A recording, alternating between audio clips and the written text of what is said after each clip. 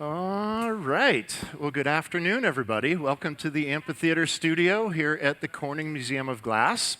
My name is Eric Goldschmidt. I run a lot of the flameworking programs that we do here at the museum, and I have the honor of hosting a really amazing live stream demonstration that is going on here. So this week we have a very special program, what we call the Corning Museum of Glass Flameworking Collab. This is our fourth annual version of this, and this is a program where we invite in a few of the top flameworkers in the field to collaborate together, spend the week with us in the amphitheater shop here, and make an amazing piece of glass.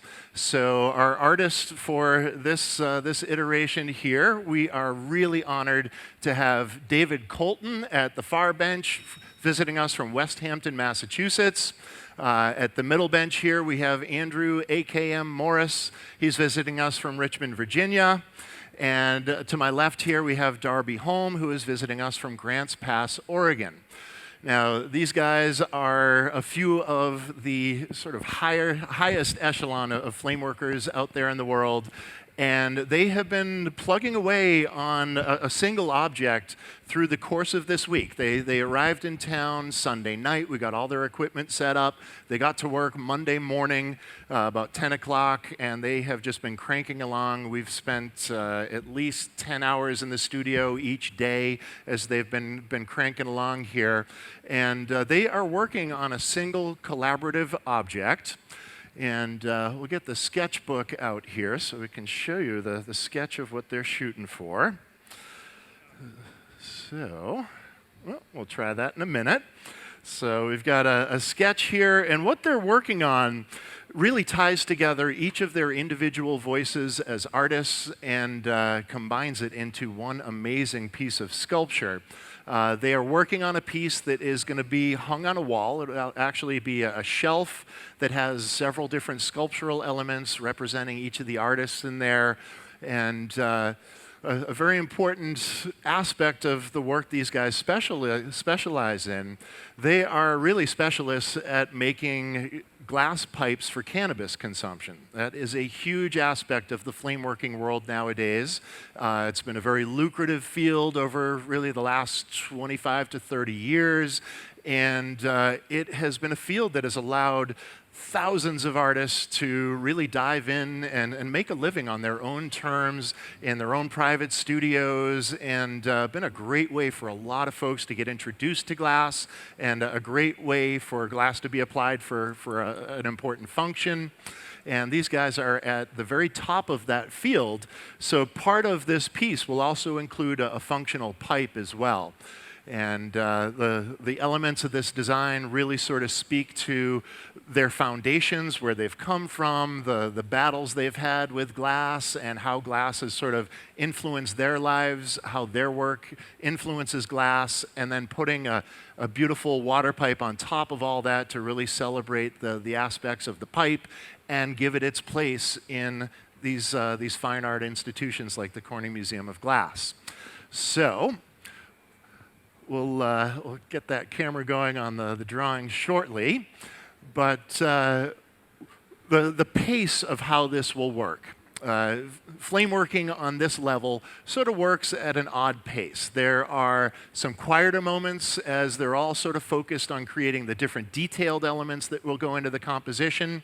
And then there are some really intense moments where they're adding these details into that composition. So we'll take a look at the drawing here.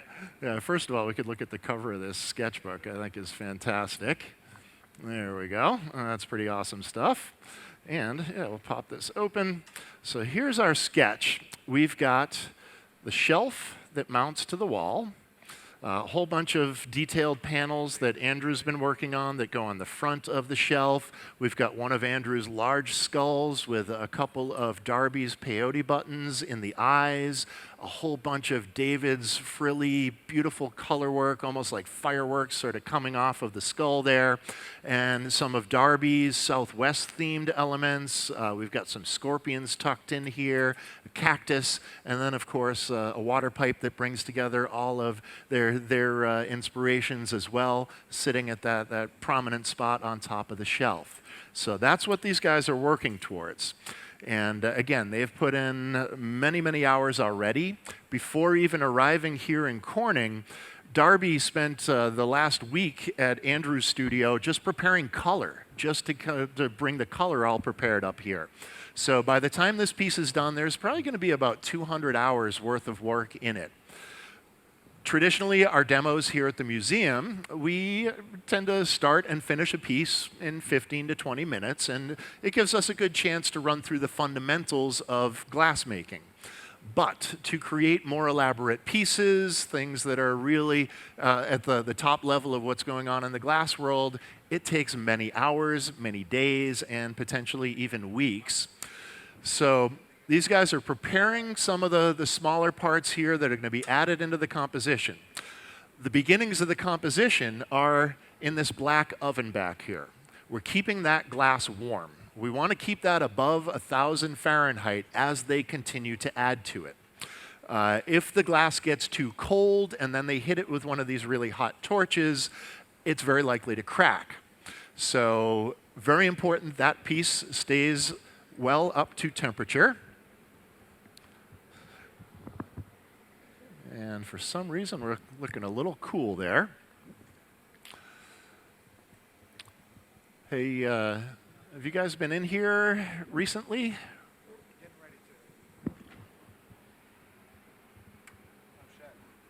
I'm not sure why that is. We're looking a little low on temperature there. I wonder if do we want to maybe transfer? It's coming back up, but I'm not sure why it's down there. Yep.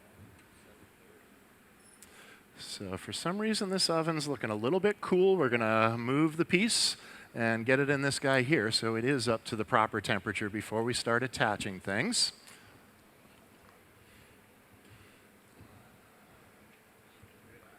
All right.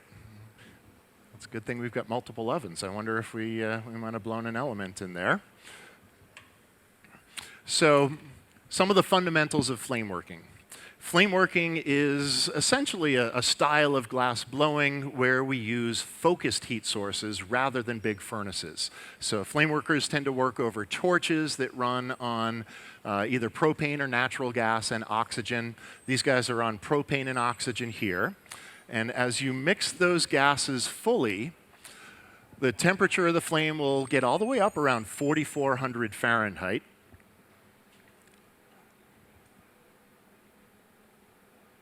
So we'll get this squeezed in here. I'm glad we have that going.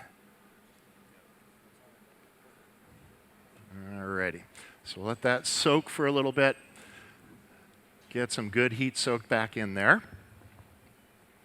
So 4,400 degree flame. Sounds like a pretty uncomfortable working environment, but believe it or not, it's still plenty comfortable working behind these torches. There's so much oxygen pushing its way through the torch, it helps to really focus that heat. So the heat stays pretty well contained within the flame.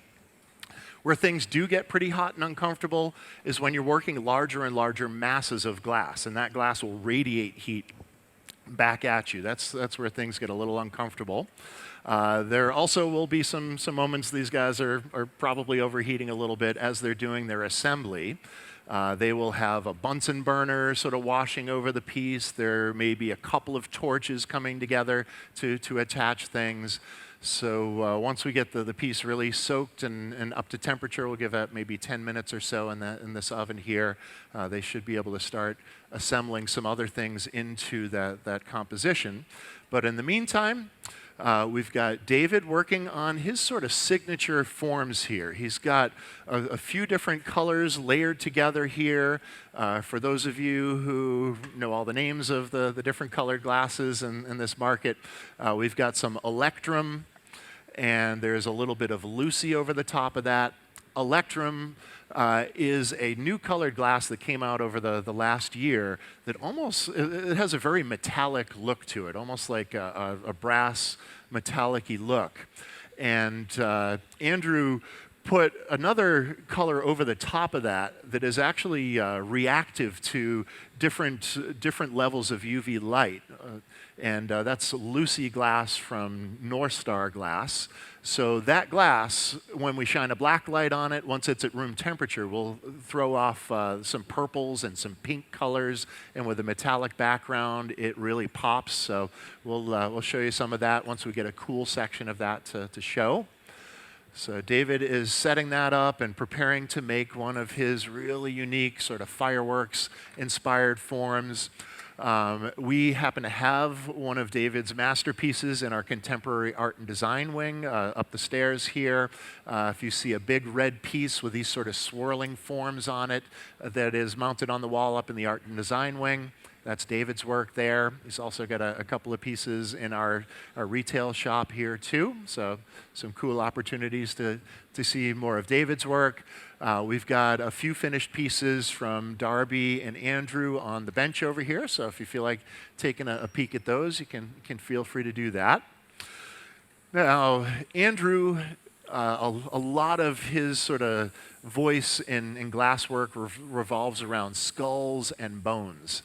So we showed you the picture, the drawing of the skull that's sort of the part of the centerpiece of the composition. And he's working on a couple of bones here, getting those attached. And those will be attached in with a lot of David's elements as well.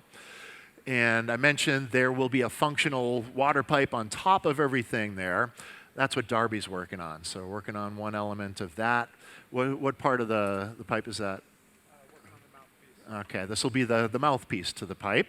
So getting that together, he's got a beautifully patterned section on the end that's closest to his mouth there, and attaching that to some beautiful transparent purple glass, some galaxy for those of you scoring at home. So I do want to take a moment. We are really thankful. We have a wonderful sponsor for the collab this year, ABR Imagery, abrimagery.com. They are wonderful suppliers of all the different things we need as flame workers, whether it's tools or raw glass, colored glass. And we are thrilled to have them engaged with us here and really appreciate the support. And yeah, so we'll continue cranking away. It is coming up. I wonder if maybe it was just leaning up for a little bit. It is, slowly. Well, it did a little. I wonder. We might have lost an element in there. Not great timing. Everything's been functioning just fine until now. That doesn't help so much. So we'll have to use our smaller ovens a little more effectively. Now the ovens, though, the ways that we use them, there's really a couple of ways that we use these ovens. As we're working on a project, we use the ovens to do what we call garaging. We keep pieces in there to keep them up to temperature, so when we bring them to the 4,000 degree flame, they're hot and ready to be attached or ready to be worked on.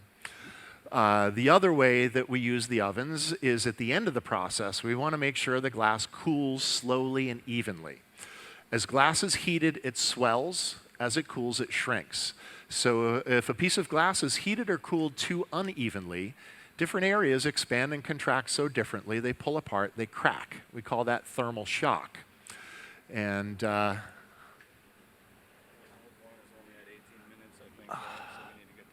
yep. Why don't you keep cranking that up?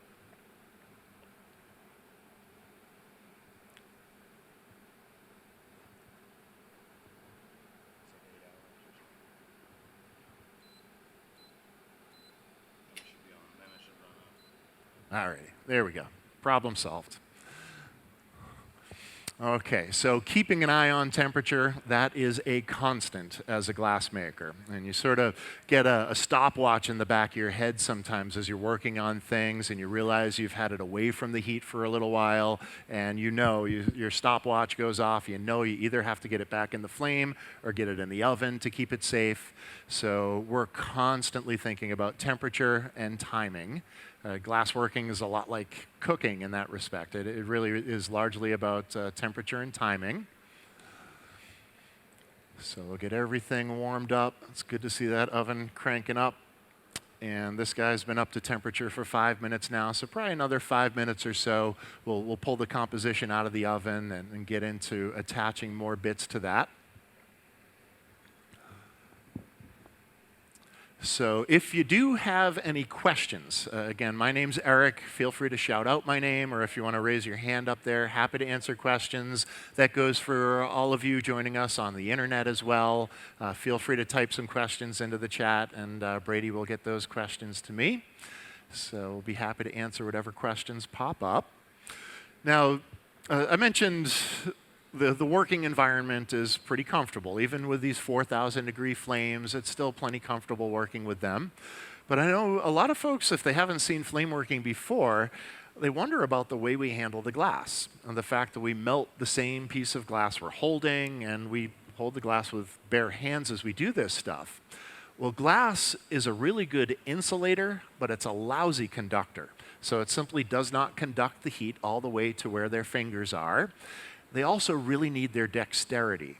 Notice Darby really using his fingertips to control the glass, and he needs that control. He needs that real fine control. If he was wearing gloves, he wouldn't have that level of control.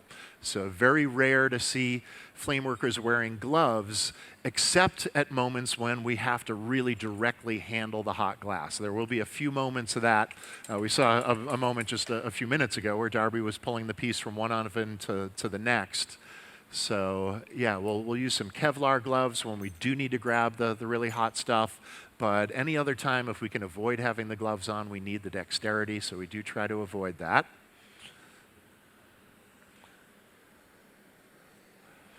So a little bit more about David's process and how his work tends to come together and how it's coming together on this composition here too. He makes these wonderful abstract forms. And his process is sort of to make, so of course, think about his color palette, think about some forms that can work together, and then he'll get the colors worked in, create a whole bunch of these different shapes, and then he'll let them cool down. He'll sort of lay them out together, see which ones align best with each other, and try to figure out what that composition needs to be that works best. And he'll start attaching the individual little sections into bigger compositions. And then ultimately, those bigger compositions, they're going to find spots in the big piece to get everything assembled in there. So he tends to make a lot of these different parts, then sort of evaluates things, and then gets them together in the flame and gets everything permanently attached. But it's a process. Working out the color palette, working out a bunch of forms, getting them laid together and worked out from there.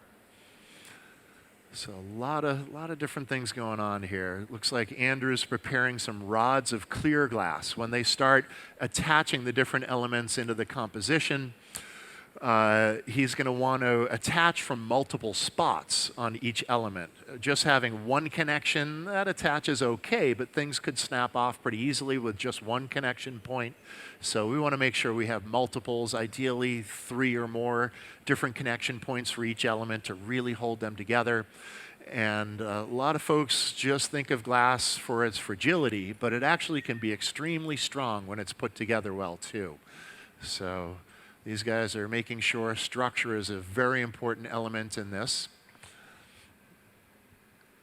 So Darby's created the mouthpiece. He sort of gathered some glass together, made it a little extra thick, made a nice disc out of that. So one other crucial element to the level of work these guys do and the sort of work they make, it functions incredibly well. And having a mouthpiece of just the right shape so it's comfortable for the collector and the user, very important. So no detail goes unfinished or without great attention. So just getting that worked out and sort of popping a hole on the top there. And I suspect he's probably going to attach another tube onto that end because he's going to need another clear tube as a handle to then attach this mouthpiece to the rest of the form. So he's just setting up that hole for that attachment. And again, Andrew just getting the clear glass size just the way he wants for his attachments, being prepared for these intense moments when they start really doing this assembly. That's crucial stuff. So he's sort of setting up a ball on the end of the rod there. He knows that's just the right amount of glass for certain attachments. So getting it all set up here.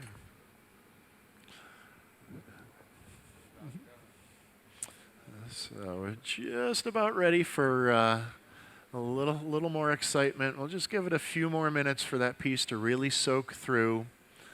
And we want to make sure the whole piece is warmed up to at least 1060 Fahrenheit. And then as we start to prepare to really make what we call the move here, you notice Andrew's clearing off. This is a sheet of graphite here. We're going to warm up the graphite. We don't want to place the hot glass on a cold surface, so the graphite will hold the heat pretty well. Andrew will take one of his hand torches and warm that up. That's how we know that we're about to get into one of these intense moments. So clearing space. And as they work on assembling, generally Andrew is getting in there with a hand torch to start the assembling. Darby might even reach for a torch, so the two of them are heating different spots at different times.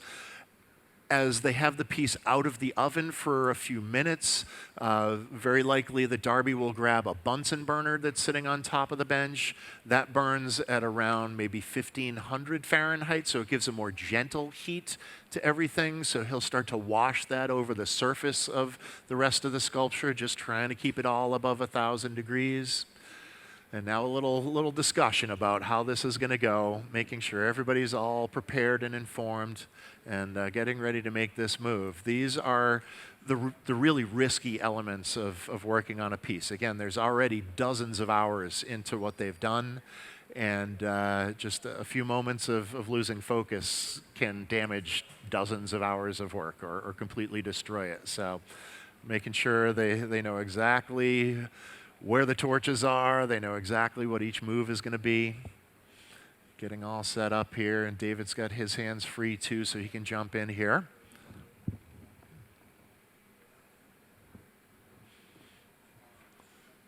This is the calm before the storm here, just getting organized.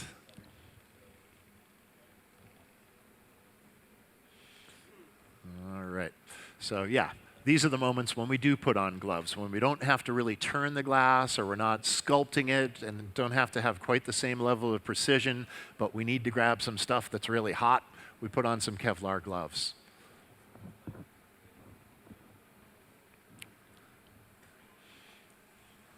All right, so firing up that monster of a hand torch over there. We want to get that graphite nice and warm.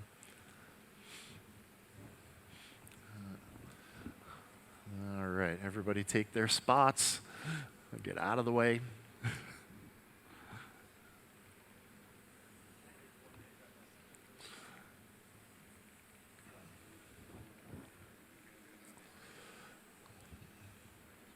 So these are the adrenaline rush moments for flame workers. A lot of this process is sort of slow and tedious, and then there are the really adrenaline pumping moments.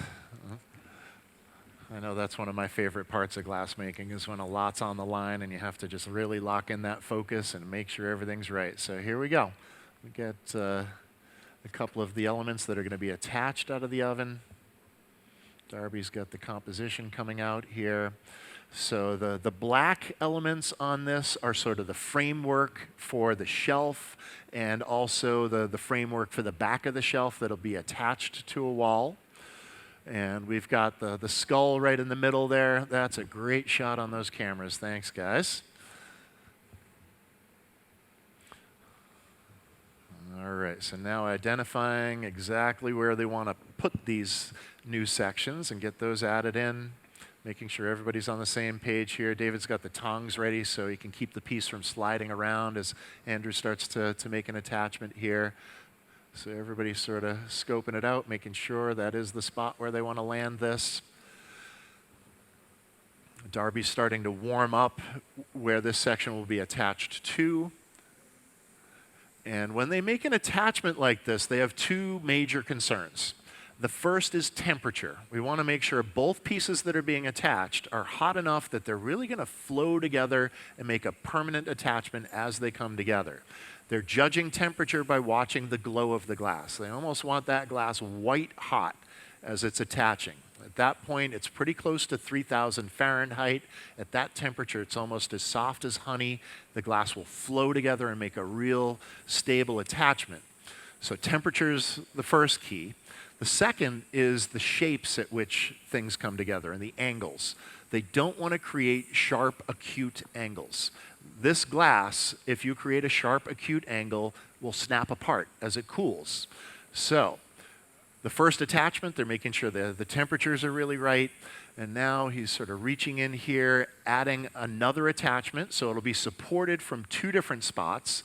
Then he'll go back to the first connection, work that in a little bit more. Make sure it's really flowed together properly, make sure there aren't any of those awkward angles in there. And by supporting it with a second attachment, that piece is holding in place. And he can sort of work one attachment, get that all cleaned up. He'll go back to the second attachment, get that cleaned up. And just sort of go back and forth, make sure it's attached in at least two spots. Ideally, we'll have it attached maybe in a third or a fourth spot. And the more interconnected this is, the more structural integrity we've got.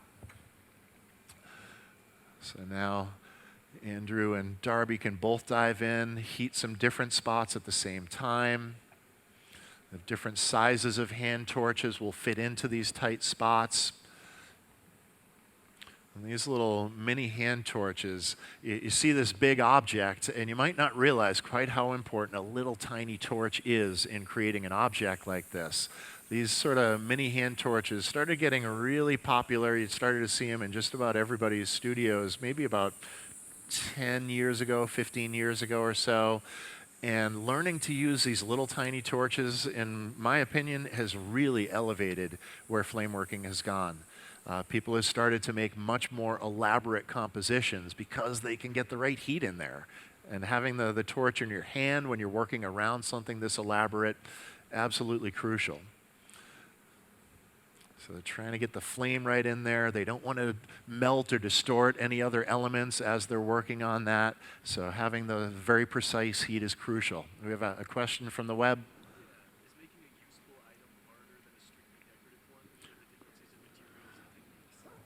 Excellent question. Is making a usable or functional object more difficult or easier than making an object that is simply decorative?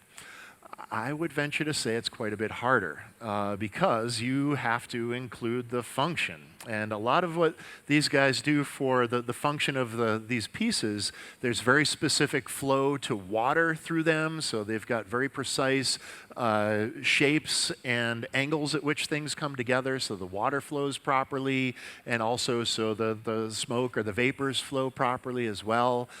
And also incorporating that into the artistry. Very complex work. There's a lot that has to come together.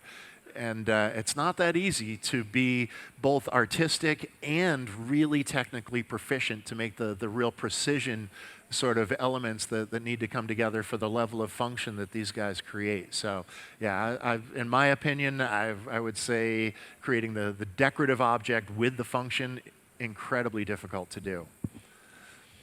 These guys, of course, make it look pretty simple, but it certainly is not. Yeah, these guys, all of them are creeping up pretty close to 30 years experience on the torch. And again, we've got some of the leaders in the field here. These guys have been at the top of this game for a long time now. So getting these attachments finished up. And at this point, we've been out of the kiln for about 6 minutes or so. This is the point where we start getting a bit concerned. So we're reaching in there. Andrew's got the Bunsen reaching in there. That's sort of washing some gentle heat along everything. Gives Darby a little extra time to sort of poke around and make sure those attachments are nice and clean. And this is just one of the moments where you really want to trust your collaborators. You got this Bunsen flame washing around the piece. Darby, even though it's a little tiny torch, that's still 3,500 degrees right there. I'm sure Andrew would rather not get hit by that flame. So yeah, you got to trust your collaborators. So just getting that all sealed in there. You really want to make sure all these attachments are nice and clean and truly finished. They don't want to have to look back at these later in the process and have to make any repairs. As they're continuing to build this piece, they're going to be covering up more of where the connection points are. It's going to get more and more difficult to get flames into those spots that they're working on right now. So they want to make sure everything's perfect before it goes back in the oven here. Love these camera views. You guys are doing such a nice job in there.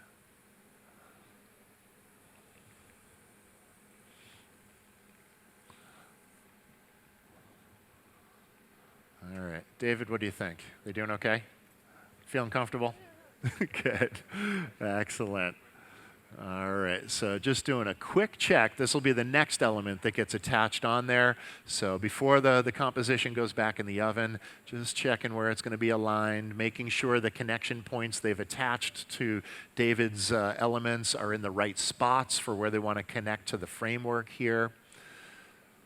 So just sort of working out the next step of the design. People often ask if we know exactly what we're going to make before we start melting glass as glass workers. And yes, we always have a good fundamental plan before we start. Otherwise, you just end up wasting a lot of fuel and gas. But there is a lot of improvisation that can happen in that process as you move towards that end. All right. Well, there we go. We'll get that safely back into the oven here. Get it all sealed back up.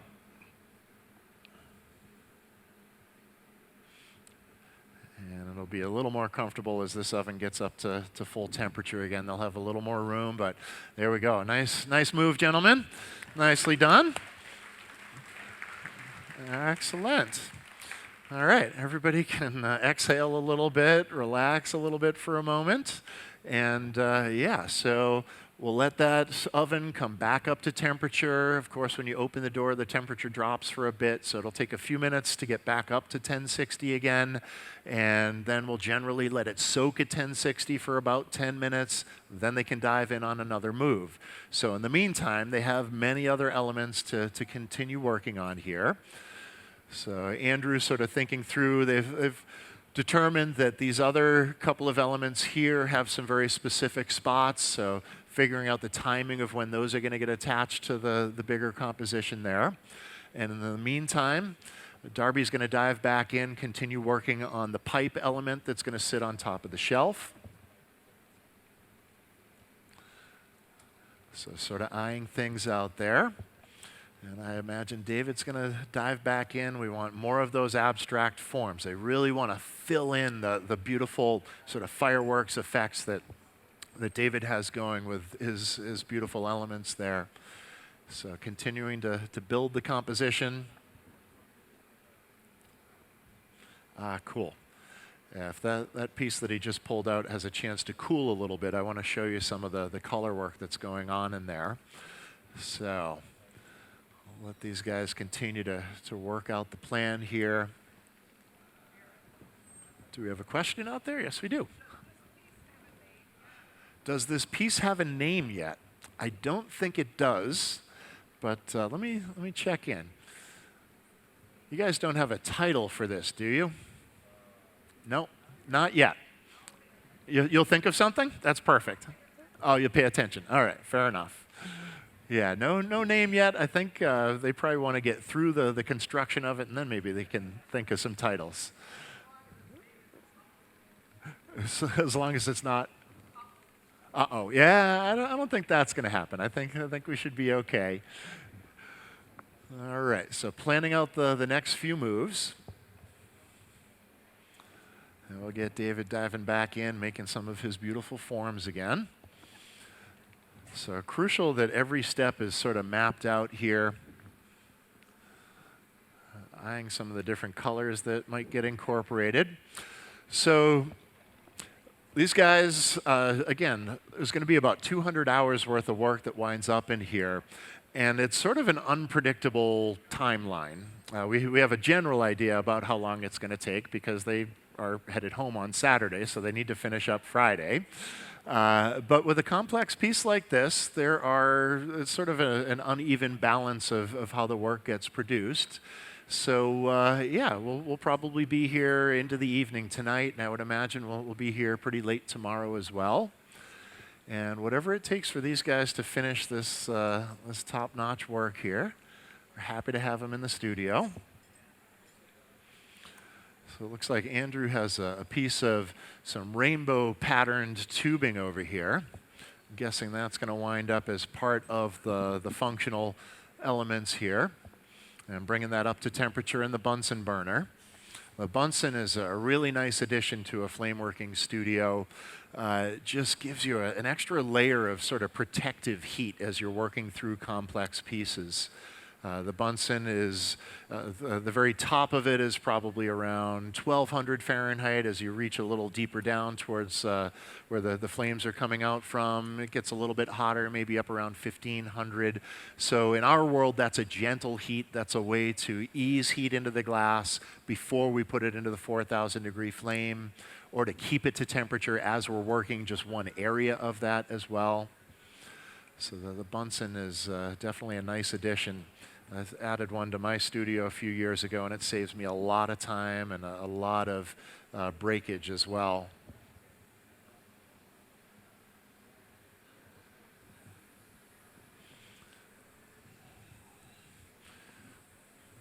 All right, so we'll let these guys sort of settle back in here.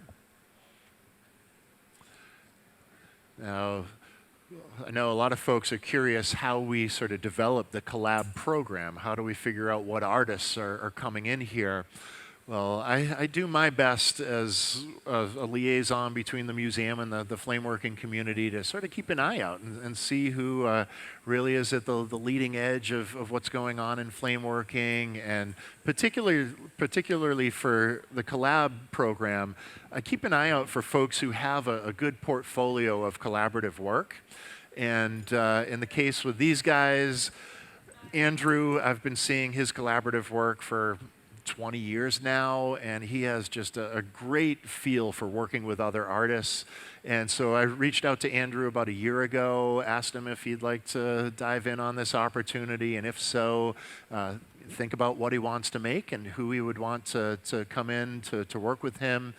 Took him a few weeks to sort of process what he might want to make, and got a call back. Okay, I know what I want to make, and I'm going to reach out to these guys. And then we got another call, like, yeah, Darby's on board, Colton's on board, we're good to go.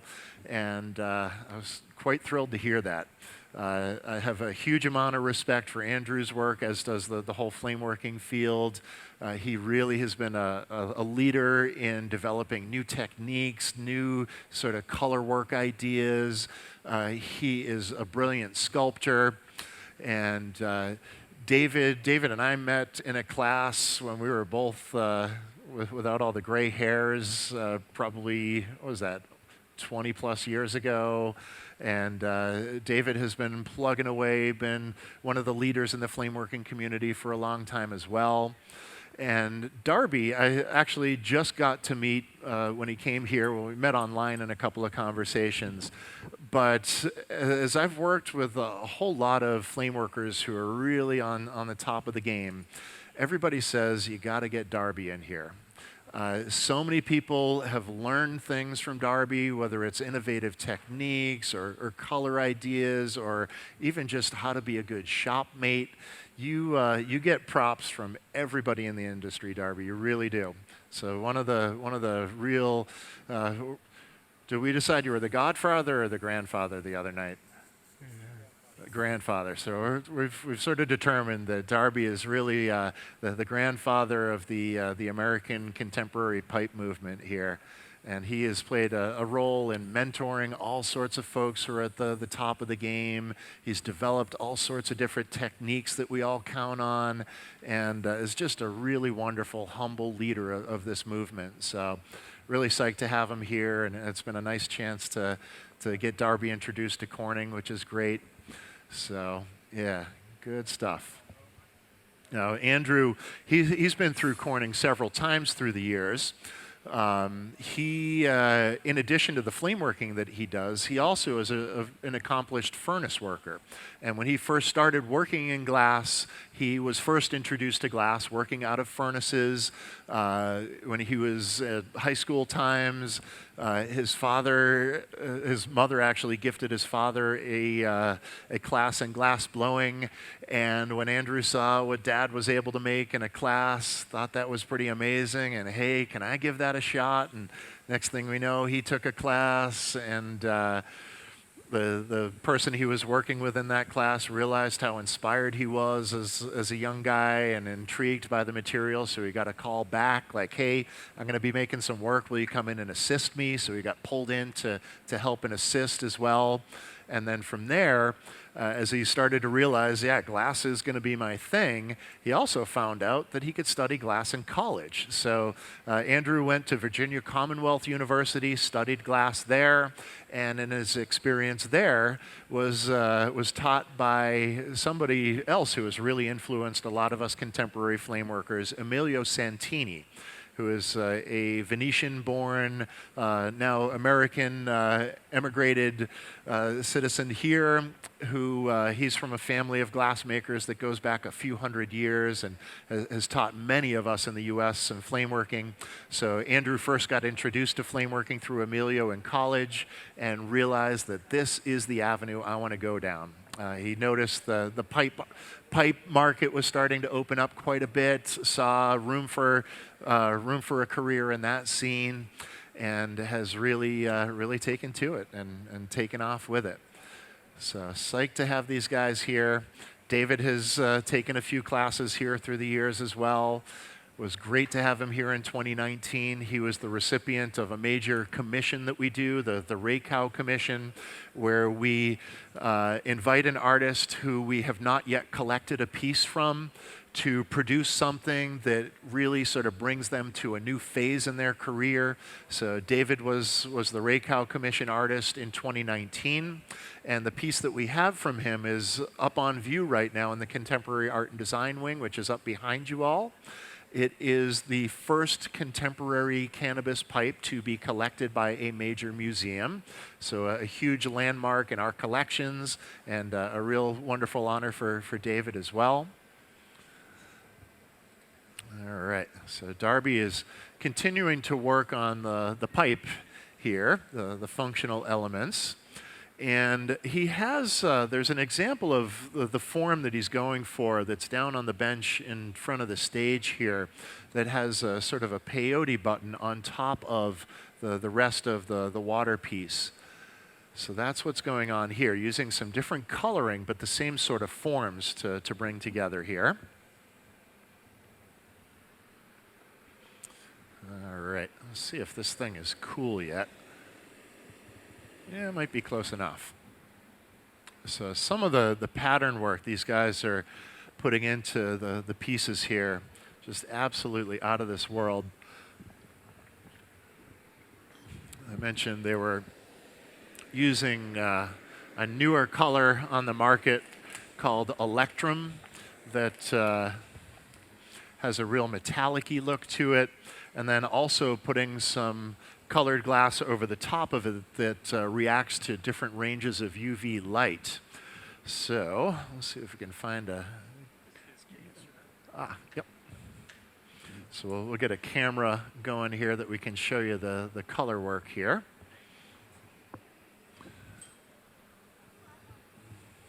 Oh, yeah. Okay, so we've got the Electrum there. Almost looks like hammered metal, like hammered bronze. And then we can add some bonus features. So when we shine the black light on there, see all that sort of purpley pink, and then boom, there it goes. So some pretty cool added effects in this glass. And yeah, fun to have all these new colors. I've mentioned how the pipe making movement has been a very broad thing and really encompassed a lot of folks getting into glass making. And because there have been so many people getting into this field, it has opened up the market for people who make tools for us and also people who make colored glass for this market.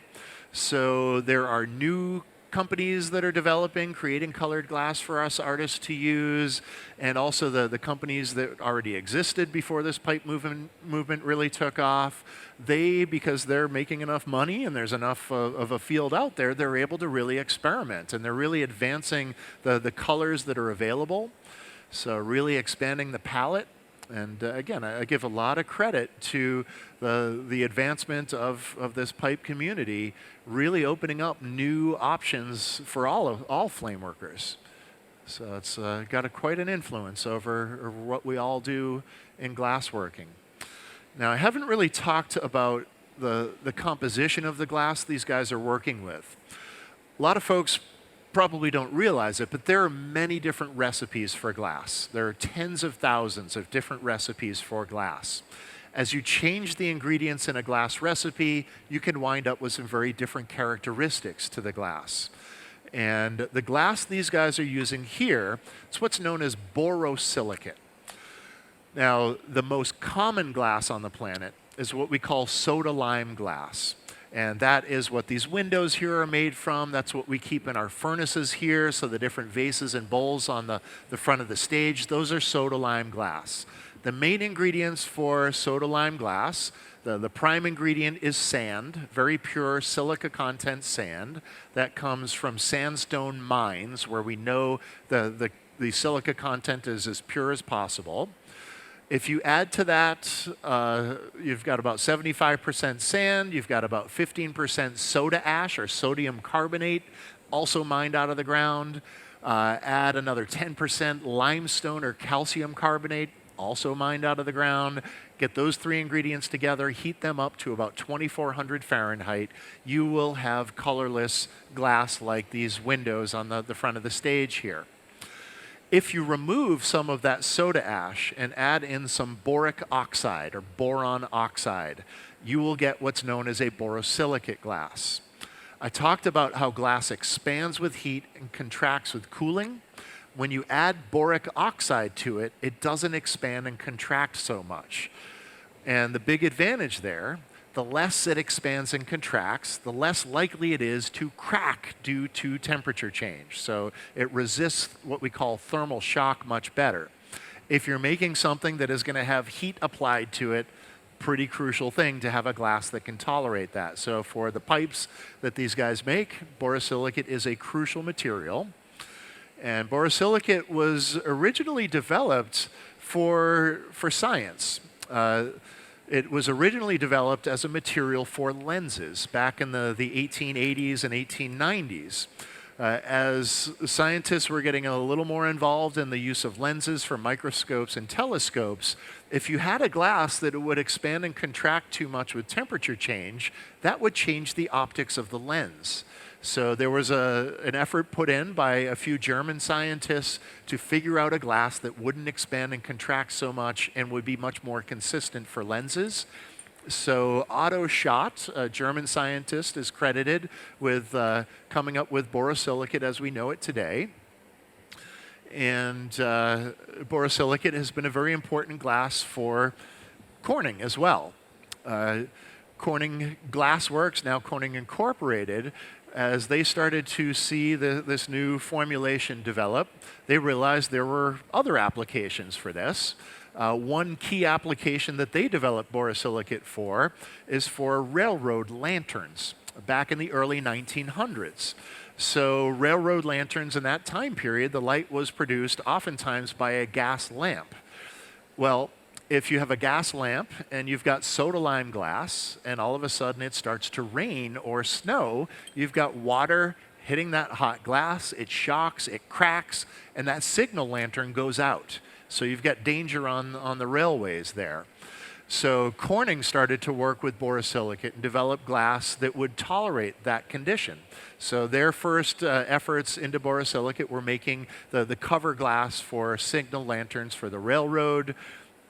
They very quickly realized that this glass also would be crucial for laboratory efforts, so Corning started to develop factory processes to produce mass amounts of tubing and rods for scientific glassblowers to use to create apparatus.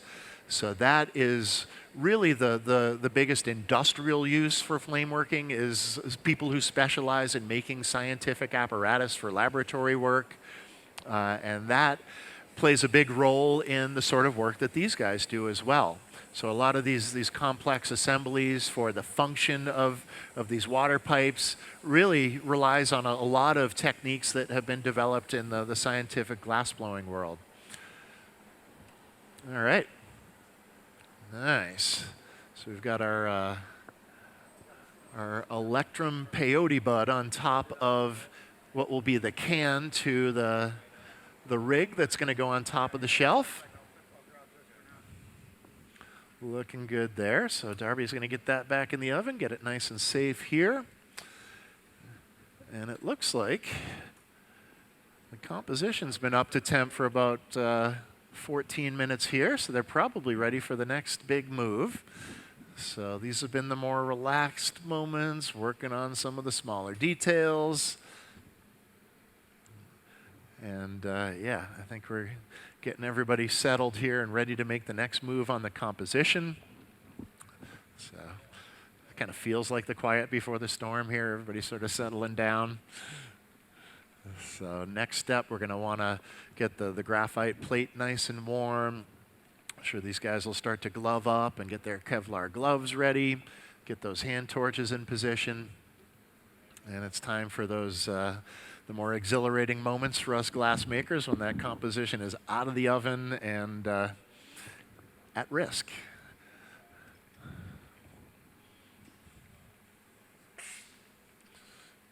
All right. So again, if there are any questions, oh, perfect.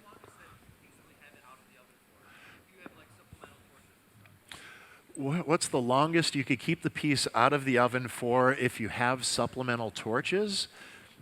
A long time. I mean, if they, Andrew actually has sort of a graphite platform with a bunch of holes on it that we could set on the table, put Bunsen burners underneath it. We could probably keep it out of the oven for a long time, as long as those Bunsens are on it the whole time. That would be pretty similar to using the oven and keeping it around 1200 Fahrenheit or so. So yeah, we could keep it out for quite a while. Now, one other catch, another question along those same lines that we often get here. People wonder if we can continually remelt the same glass. Can we just keep melting, keep shaping? Theoretically, we can continue melting the same glass, but as you do that, you're burning out some of the ingredients. So you're actually changing the composition over time as you continually reheat. And what eventually can start to happen to glass that has been overworked, if it's clear glass, sometimes it starts to opacify a little bit. You'll notice the glass gets stiffer to work with, even at the same temperatures. It's stiffer because you burnt out some of the fluxes that keep it softer. And it also tends to get more brittle when it's in a room temperature state. So the glass does change. There is a limit to that. When we recycle glass, like industrial recycling, they don't just remelt the same glass. They also add some fresh raw materials to that to freshen that glass up. All right, looks like we're ready for the move here. I'll get the oven open. Darby gets to squeeze in there and get the composition out. All right, off we go here. So we'll get the piece settled on the graphite here, hand off the next element that's getting attached. Andrew is just wiping off the piece that's about to be attached. The insulative bricks inside of the ovens, they're really soft, and they do tend to leave a little bit of dust from the kiln on the glass. So it's important to wipe that off. It can actually cook into the glass a little bit. So now preparing the heat to make this attachment here. I heard the term price check, which means that Andrew just wants to check exactly where this is going to go and make sure everybody's in agreement that that is the spot, that's where it's going to land. Once they stick this piece to the rest of the composition, they could potentially remove it, but you don't want to have to get into that situation. There we go. So landing it right there. Looks like they had good heat. It really sort of flowed together. Andrew just getting it positioned just right. He's sort of lifting up a little bit also. Oftentimes as we make attachments like this, we'll sort of push together and then pull apart a little bit. I talked earlier about how we don't want to create acute angles as we make attachments, so doing that little bit of a pull away will also help the glass to sort of curve rather than crunching together. And now Darby just getting right in there, getting all that glass to flow together to get a nice clean attachment.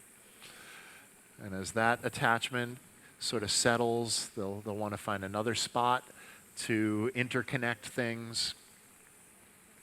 And glass, if properly attached and interconnected the way they're putting this together, can really be incredibly strong. And these guys, and this is a pretty epic piece here. They want to make sure every attachment is just right. We want this to be a nice stable piece for hundreds of years, so making sure it gets assembled well. So looks like we're getting a bit of a bridge here. They're sort of attaching one of the end of one of the sculptural elements to the end of another one here, and keeping a rather thick rod connecting the two. They want those pieces to hold each other in place, and then they'll be able to dive in a little closer to the initial attachment here. So we call that bridging. We'll often use bits of clear glass to hold the sculptural elements in place, make sure we get the attachments just right, and then we'll remove that extra clear glass later. So bridging that together. Otherwise, as you're attaching one element, other things might start moving, so this just braces everything in place. And again, they'll remove that rod of clear glass later on in the process. And oftentimes that's a lot of what consumes the effort on the last sort of few hours of a piece like this, is often removing the last of the bridges that have been put on there for structure, getting everything cleaned up. So we'll deal with that when that time comes tomorrow. And again, we see Andrew sort of washing over the piece with the Bunsen, just keeping that gentle heat on there. Yeah, so if you had a few Bunsens and had the piece at just the right distance from the Bunsens, they could keep that warm out of the oven for quite a while. But there are risks there. Yeah, one of the sketchy things with a Bunsen is a breeze will definitely push that around, so you don't want to have to count on that. Nice to have the added heat, but yeah, I don't think I would want to count on that when I've got dozens of hours involved in a piece.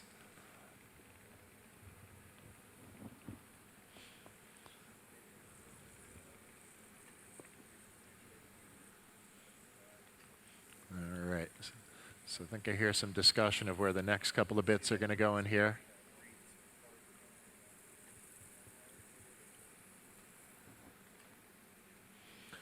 All right, so do another price check of the next couple of elements that are going to get attached on here, and just sort of eyeing that out.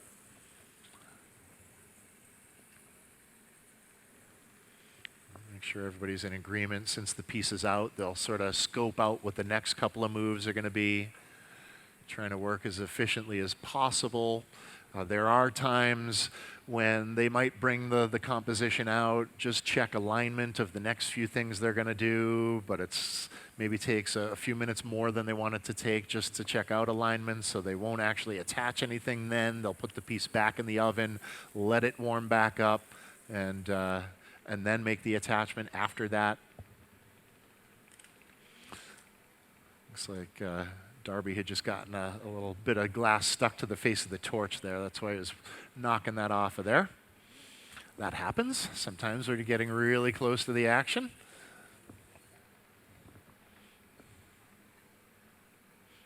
All right. We see Darby throwing the big gloves back on. That tells us that piece is going back in the oven. They've done the price checks.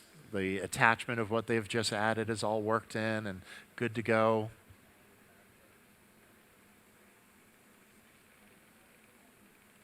So they have a couple of pieces that are very similar shapes that David created.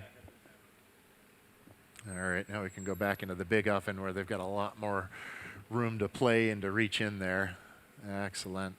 All right, another successful move there. We like that. Nicely done. I think you guys are starting to get the feel for how this stuff works. It's sort of these slow, tedious moments, and then the moments when the piece is out of the oven and it gets pretty intense. And then we can take a breath for a few more minutes. And moving some of the parts around here, getting the rig parts, the pipe parts into the oven. Moving them over a little closer to Darby's station and try to get some of the other parts of the pipe itself away from the rest of the composition, so there's a little more room to work with in there.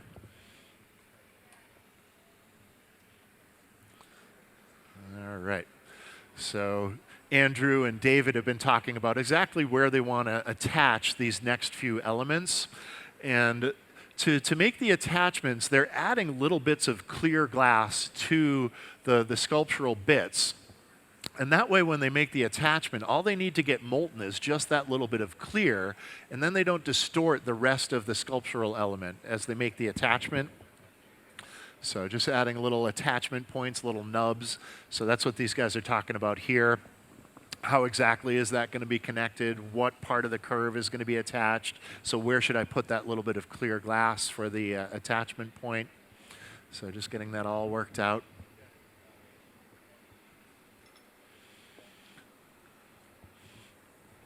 And you'll notice the colored glass that David has there, it's actually a green. It's sort of a chartreuse green that we see on some of these pieces here. But notice when it's warm, it looks sort of a dull orange, not a bright glowing orange like it's molten, but just sort of a dull orange. Well, different colored glasses at different temperatures have a different color to them oftentimes. Most colored glasses, when you've got them really warm, over 1,000 degrees, they look a little different than they will when they're cold. And as you work with different colored glasses through the course of your career, you learn to recognize what the different colors look like at different temperatures. So these guys, even though a piece may look orange and brown, they know that when it cools, it's going to be yellow and red. So you sort of learn to read the glass that way.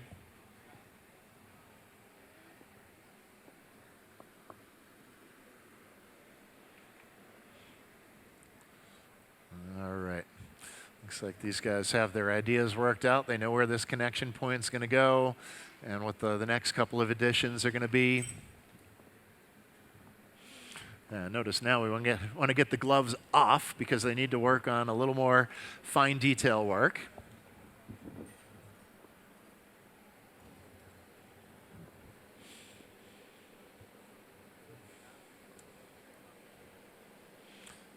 All right.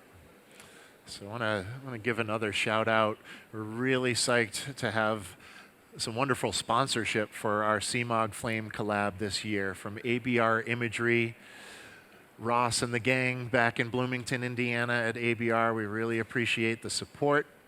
Thank you very much for making this possible here. ABR, they supply all sorts of the different tools and equipment and colored glasses and clear glasses that we all need in the flameworking industry, and we appreciate that support.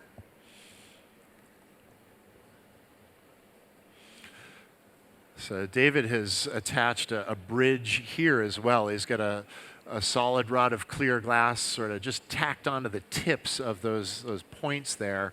He wants to hold that glass in place as he gets it really hot to add this extra big connection point of clear on there.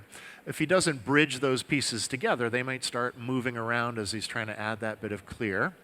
So always a smart move to use the bridge, keep everything where it's supposed to be.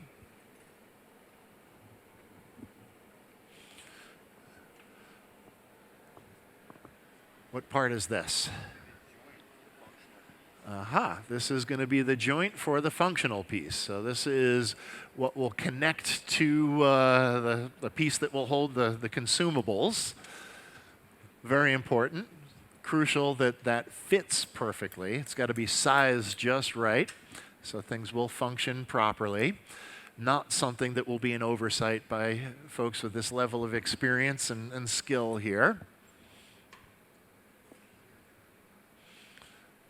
And Andrew's actually joining a couple differently patterned sections of tubing there to create even more pattern, what we call in calmo. So attaching two different bubbles together to create additional pattern. That's a decorative technique that was really popular with Italian glass makers back in the 1950s and 60s. Still a very important decorative technique for them, and also for many of us in the glass game.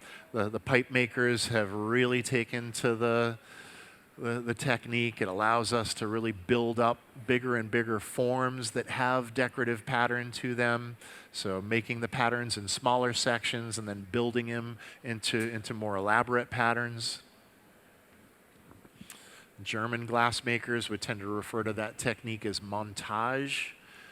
They also sort of developed that more for flame-worked pieces back in the 1950s and 60s.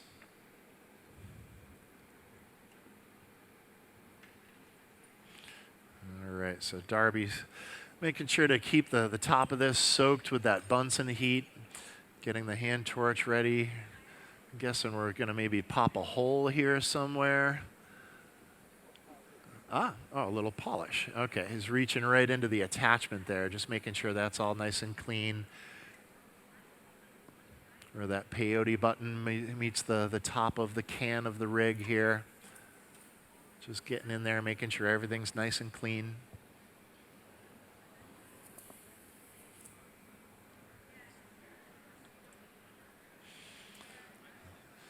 So the section Darby's working on here, it's a perfect example of what I was talking about the colors looking different at different temperatures.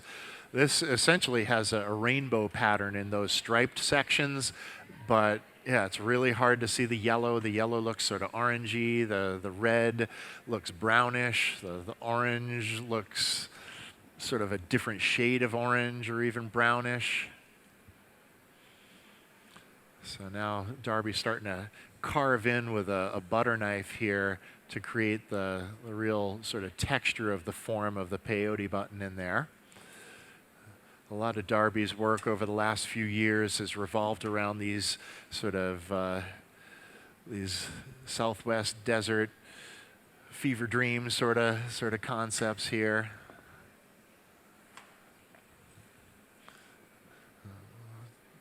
Darby, one of the most sought-after collaborators in the flameworking game. Nice to have you here.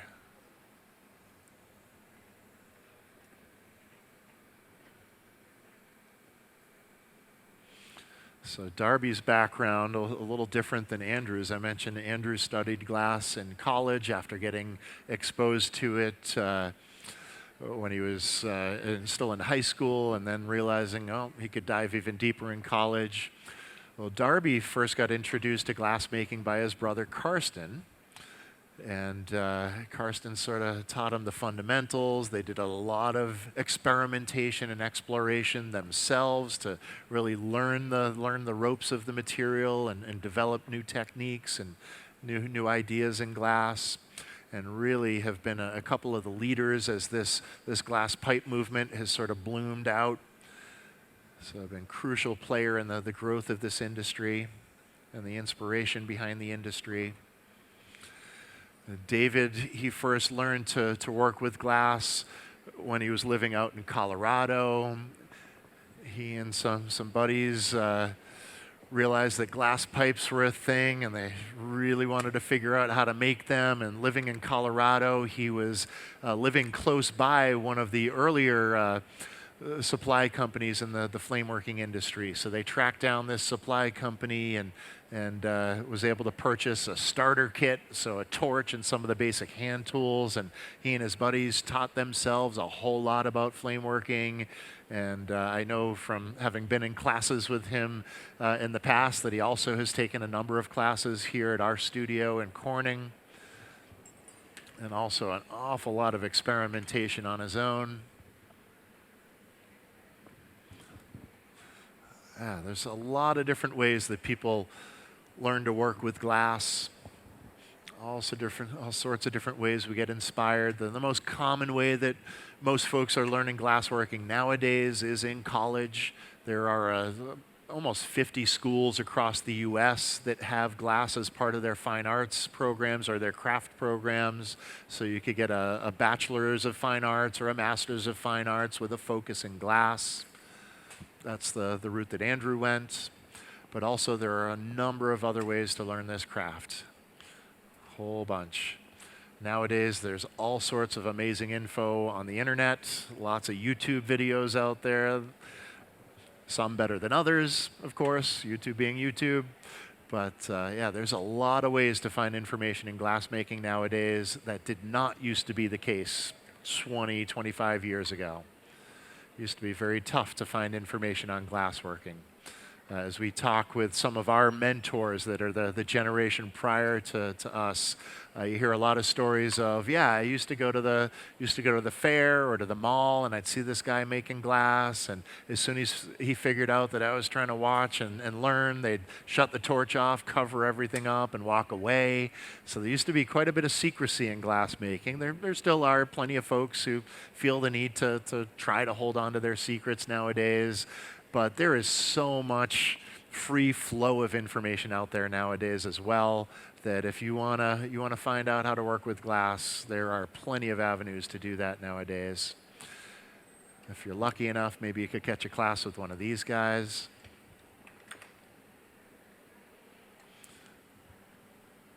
So Andrew making sure the joint here is sized just right. So he's got some graphite tools that allow him to really size things up perfectly. So what is that, 14 millimeter? 10 millimeter. Okay, so going for 10 millimeters exactly on the way this tapers down, because there will be another piece that the collector and the user of this functional piece is going to slide into that, and it's got to fit just right. Yes, sir.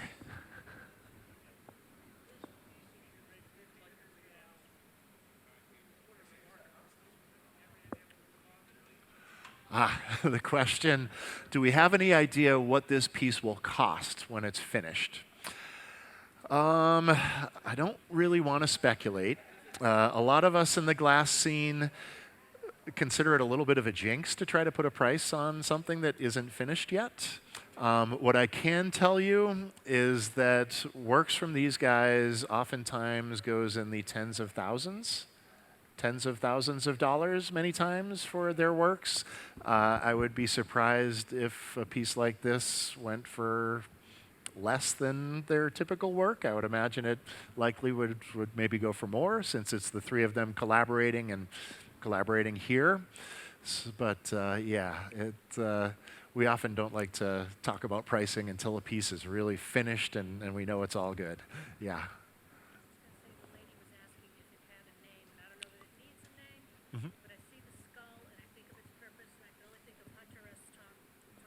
Ah, interesting. So we have some thoughts on an avenue for naming. As one of our audience members here mentioned, as she sees the skull, she sort of thinks of Hunter S. Thompson, Fear and Loathing, maybe something along those lines. I don't know. We'll see. We'll see where the inspiration goes. Not every piece gets a title, but we'll see.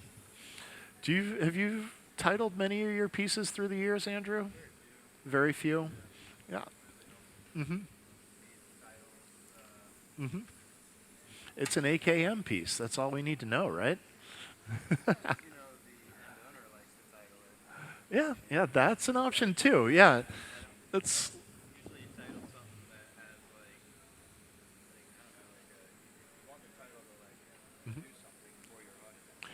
Yeah. Andrew is sort of pointing out a title should sort of instruct the audience as to what that object is, what it means, and I think oftentimes in this pipe industry, the collectors might come up with names for the pieces.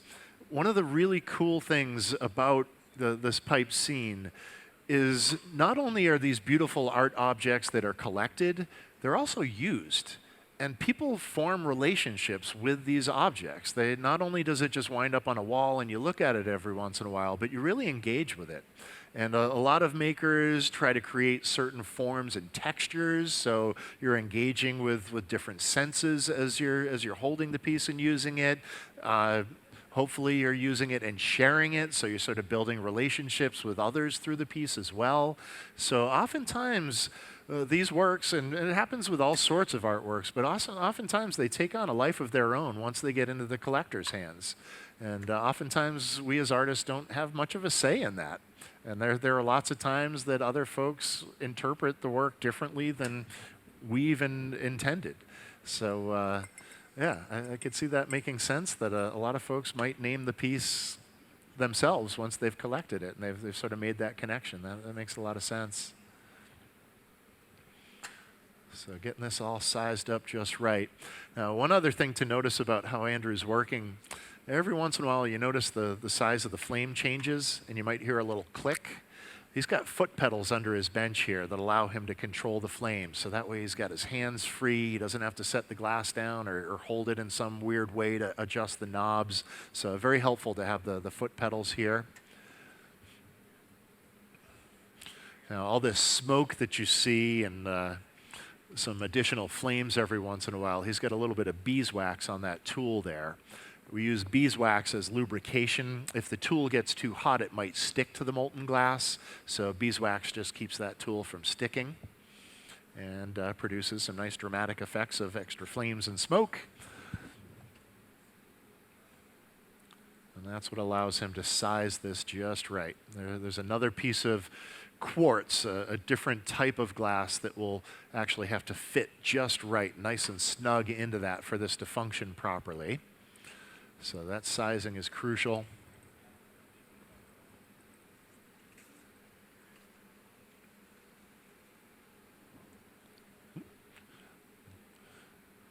All right, and there's the piece that needs to fit. This would be the banger.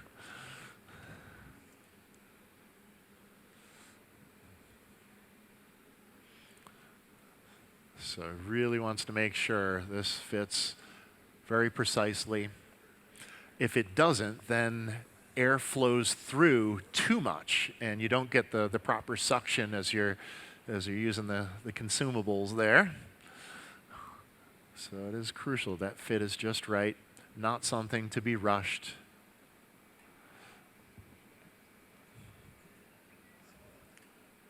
So just making sure that fits nice and snug in there.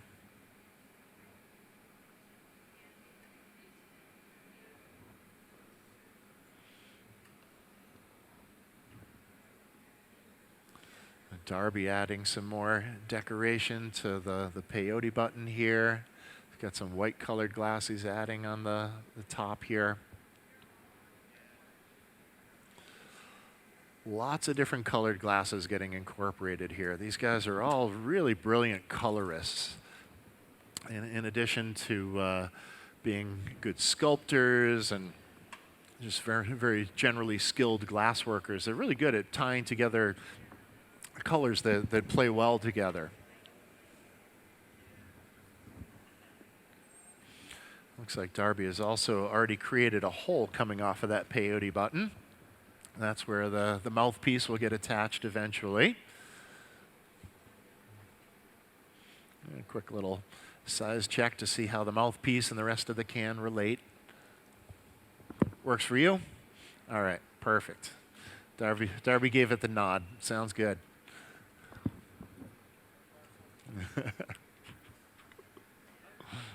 Question? Yes. Do they typically listen to music as they're working? Do you typically listen to music as you're working? Yes.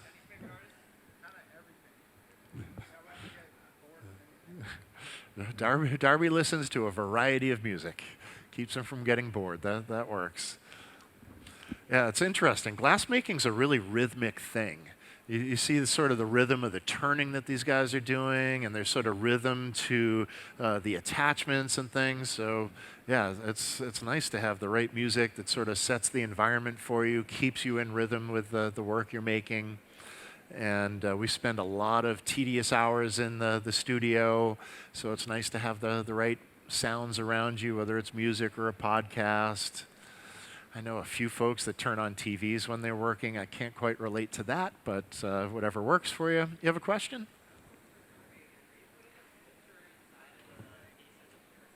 Are you putting a sculpture inside of the can? Like,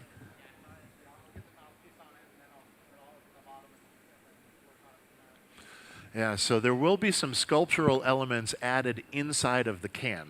Ultimately, there'll be a piece that sort of goes down within the can that will help to draw water to where it needs to go and vapors to where they need to go. And they're going to attach a couple of sculptural elements to that piece that goes inside. You may have noticed the can has some opaque sections, and then there's that transparent purple in the middle. That transparent section will give a nice window to the sculptural elements inside. So I know Andrew, yeah, he's got a couple of bits here. We've got a smaller skull, and we've got a couple of bones there that are going to get attached to that down stem. Yeah, these guys don't miss many opportunities for adding crucial details into a piece. So we've got elements on the inside of it. We've got a whole bunch of elements on the outside of it. And we've got this beautiful idea of creating a functional wall-mounted object that is still beautifully decorative and is going to present the water piece on this really beautiful, elegant platform, a real homage to what these guys do and how amazing the pipe making has been for them, and the fact that they've put so much work into this and gotten the pipe game to such a level that we are now here at the Corning Museum of Glass and celebrating this sort of work. So a lot of good intent into the concept behind this piece, really sort of celebrating and reflecting on where they've come from, the work they've put in through the years to get here, and then the elevation of the pipe making finally to get its proper due in the glass world.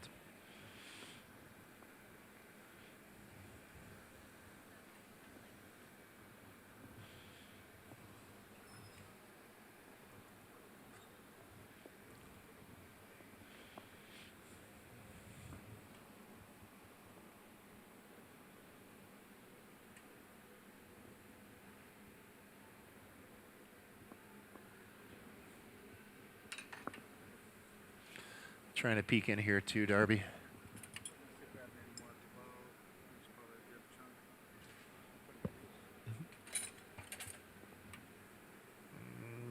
Should bonk that off of there.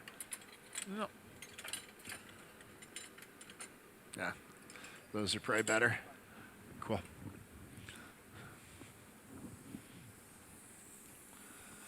So Darby wants to prepare another section of tubing he's going to use as a handle. He wants to attach that to the mouthpiece, so then he can hold the mouthpiece from the end that does not get attached to the can. So he'll have the handles in the right spots to make that next attachment.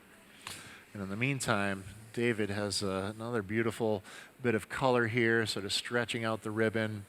A lot of really precise heat control to get these gorgeous forms that he works with.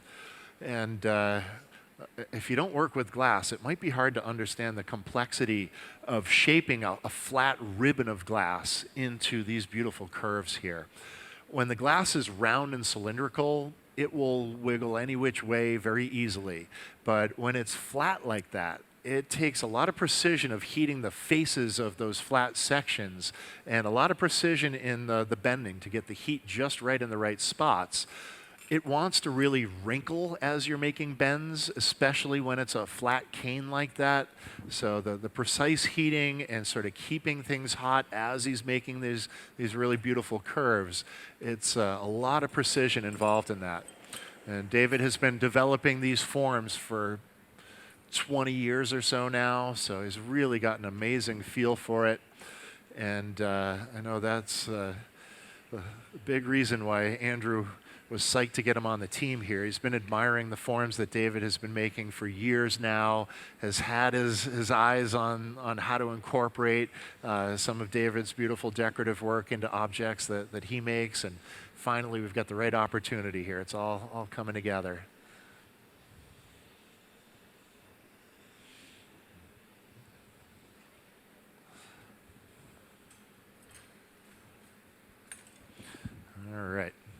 See these guys cleaning up the workstations here, opening up a little space around the graphite plate. That tells me we're about to see another big move. Some attachments onto the composition. So getting the space just right. Making sure we've got the right bits of clear glass around, so as soon as they need to add additional attachment material, they've got it ready right where they need it.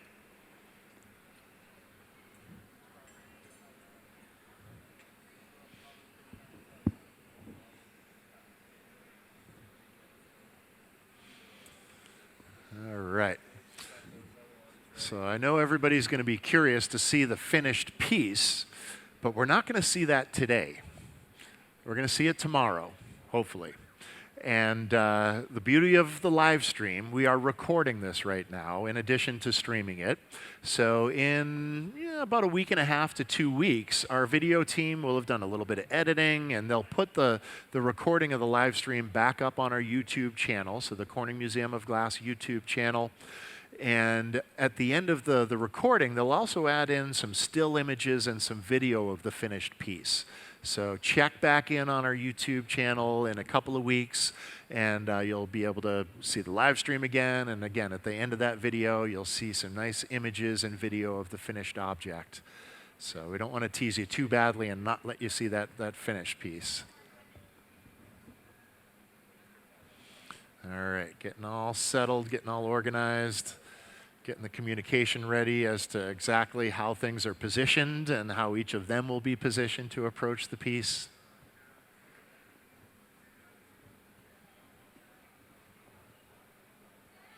All right, on go the gloves. Get a few more deep breaths in before things get extra exciting here. We'll get that graphite warmed up.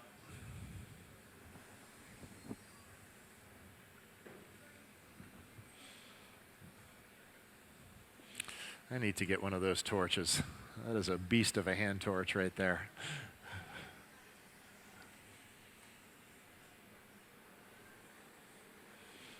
We have some folks who make torches just about an hour away from here. The torch that Andrew has in his hand there and also his bench torch are made just about an hour and a half away from here from Glass Torch Technologies.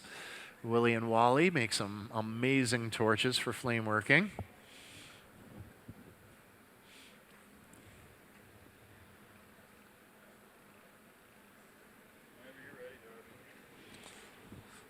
All right. Everybody's ready? Here we go.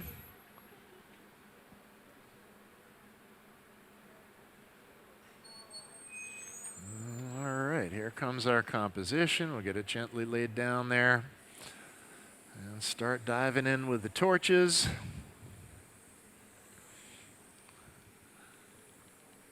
So we've got the next one of David's beautiful abstract elements here. Just realigning, reminding themselves, yes, that is exactly where we wanted to place it.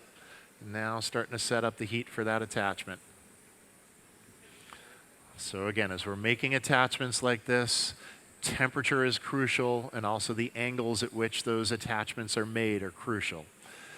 We want to make sure the glass is hot enough that it flows together, makes a permanent attachment, and we want to make sure we have nice smooth attachment points. We don't want sharp angles in there. Sharp angles are weak.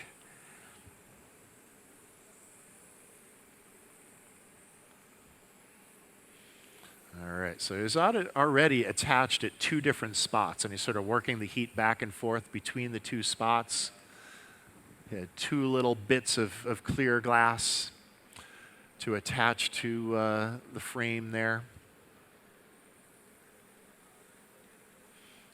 Got to get just a little bit hotter to really get those sealed in there.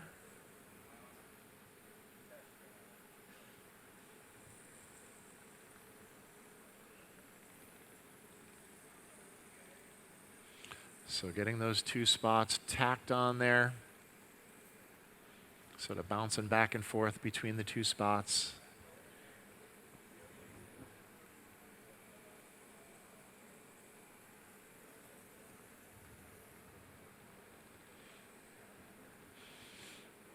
camera team here never ceases to amaze me. What gorgeous shots of this work.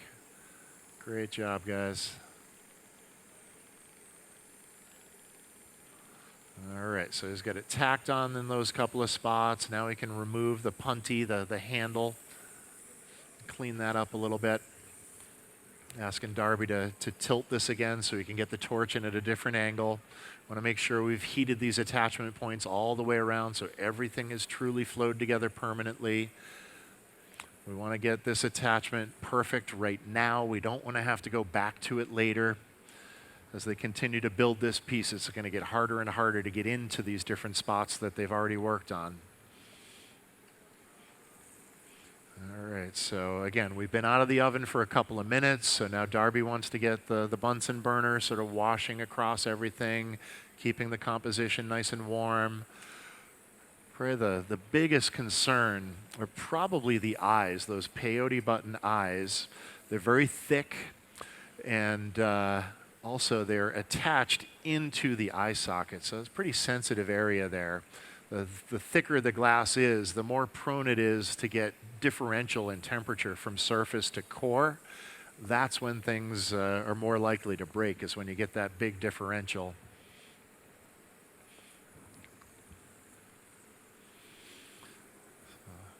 A lot of trust involved with collaborating on this level.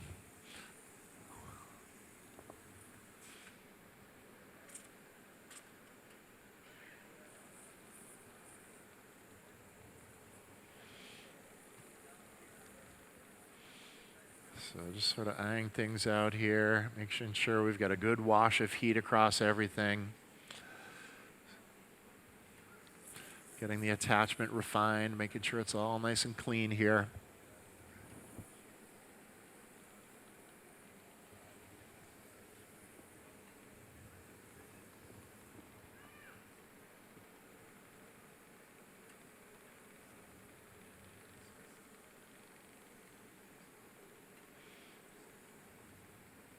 Darby's being pretty gentle with that Bunsen burner.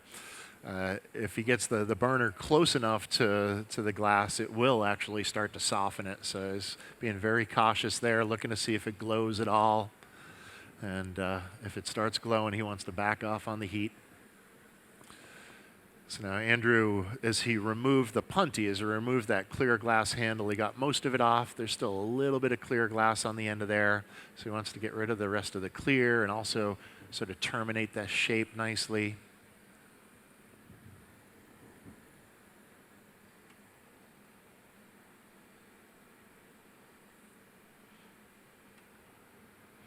So try to get that last little bit finished off and shaped up. Darby's about to get those gloves back on. It's been a few minutes that we've been out of the oven. The attachment's looking nice and clean, so we'll get it back in here, get it cooking again. Let that heat soak back in.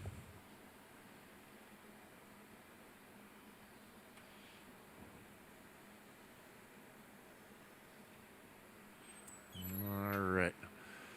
Get everything settled. Get it safely back in the oven. Another great move there. Nicely done, guys. Continues to come together. All right, so we'll let the oven come back up to temperature, let that piece soak some heat in for another 10 or 15 minutes or so. These guys, I'm sure, will continue working on the pipe part, the functional parts.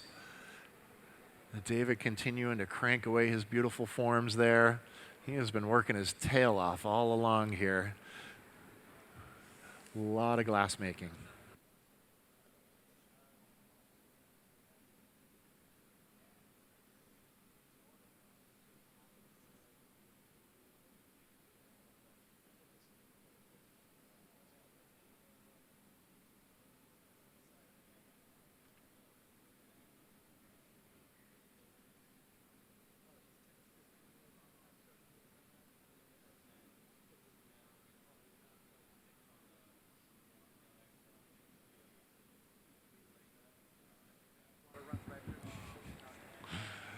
All right. So sort of discussing the next few moves. These guys are eyeing out some of the different forms, trying to figure out what might be next. not easy to figure out how all the abstract forms fit in with the not so abstract forms and get it to all make sense. So a lot of design discussion. Each morning when we've been coming back, they sort of work on everything throughout the day. It goes into the oven for the night, so we can't really look at it very thoroughly through the night. So we come back in the morning, the ovens are cold, we pop them open, take a look at everything. They lay out all the different parts, start to figure out what the next moves throughout the day are going to be, which of David's elements are going to work together, where they need to be placed on the composition.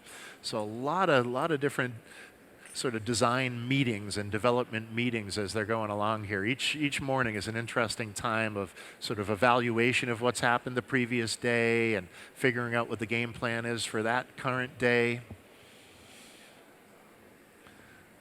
These guys aren't just winging it here. You don't make this level of work by just sort of sticking glass in the flame without thinking much beforehand.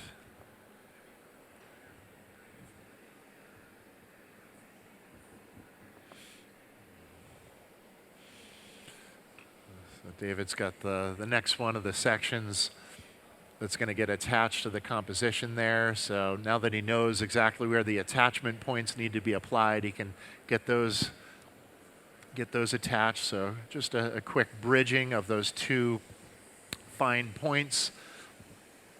So those will hold each other in place while I can heat a different area and apply the clear glass that he'll use as the attachment point.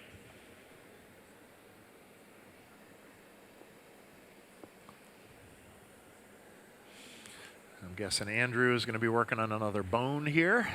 Looks about like what that is. Is that right? All right, I'm starting to pick up on your moves. Only took a few days.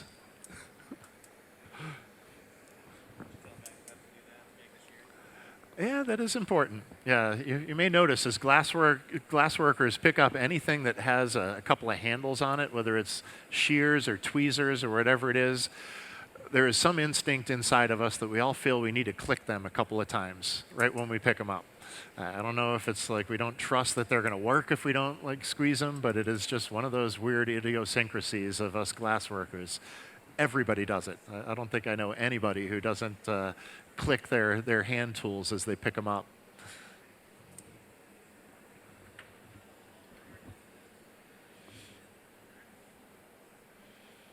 A nice idea how Andrew creates these beautiful bones here using those diamond shears to sort of nip the tip of that, create a little ball on the end and get it off center so it starts to set up that bone shape.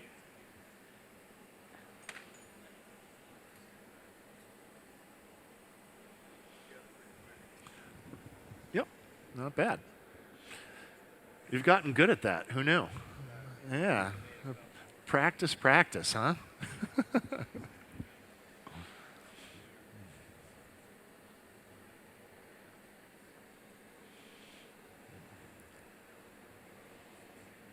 So carving a little more texture in there. You notice both Darby and Andrew, butter knife is a real key tool for them. As glass makers, we'll use all sorts of different implements and different materials as tools. We'll generally use anything that just doesn't burn too quickly. If it's effective, butter knife is a great sculpting tool. I've used some spoons when I sculpt. If you need a certain curve, a spoon can be really helpful if you have just the right curve on it. You may have noticed our glass blowers and our hot glass demonstrations. They have a bunch of tools that are wooden, even newspaper. They tend to keep the newspaper and a lot of the wooden tools waterlogged so they don't burn too quickly. But yeah, whatever works, we'll go for it.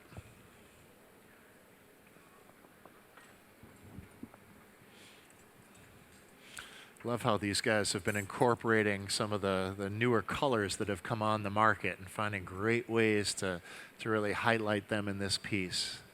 Some beautiful stuff. For those keeping score at home, we've got a bunch of electrum in here and some Lucy in there. So have some really cool effects. The electrum gives us that real nice sort of brassy metallic look. The Lucy from North Star Glass is a UV color that when it's in a regular lighting like this, appears to be completely colorless, and then when you shine a black light on it, all of a sudden it lights up with pinks and purples. Very fun stuff to work with.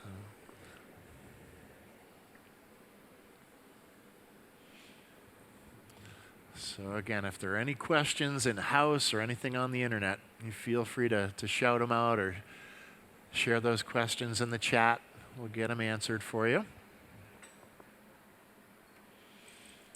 So Darby's just been preparing this tube of clear glass over here, setting it up just right. This will be attached to the mouthpiece. This is going to be an important handle for the piece as he attaches the mouthpiece. Want to make sure this is structurally sound because he may have the entire weight of the piece on that at certain points.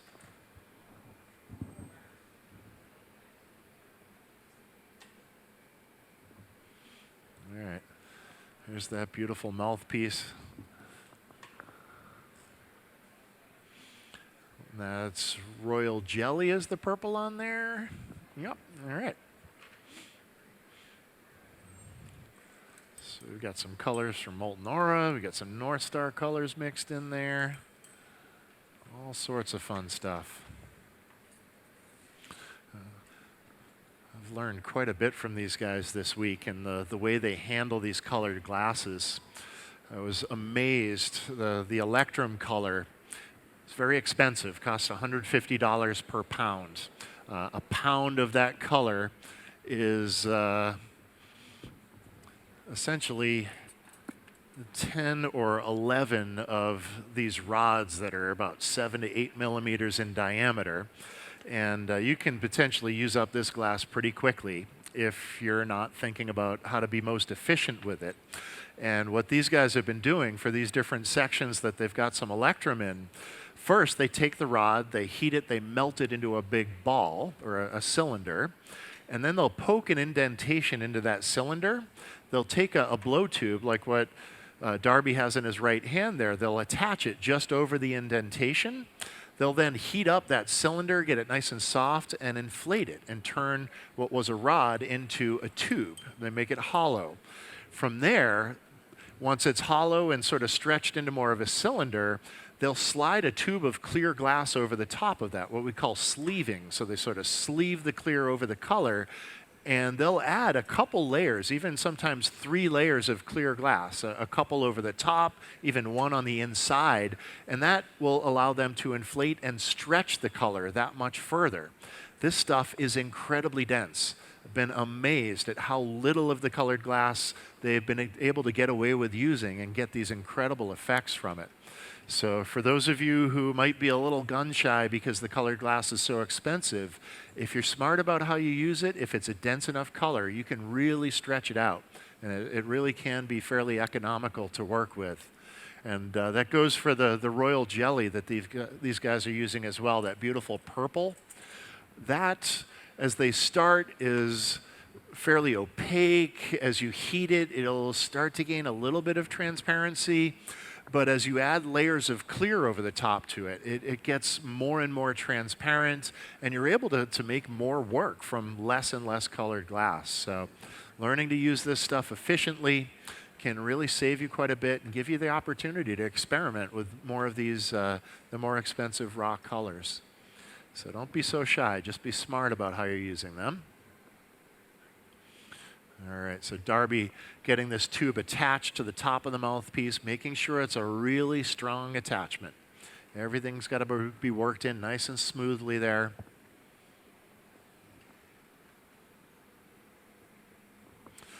As we attach borosilicate, it needs to be attached very precisely, very cleanly. It requires a lot of heat. Everything, both parts that you're attaching need to be hot enough they really flow together. You can't just tap them together and hope that they stay stuck.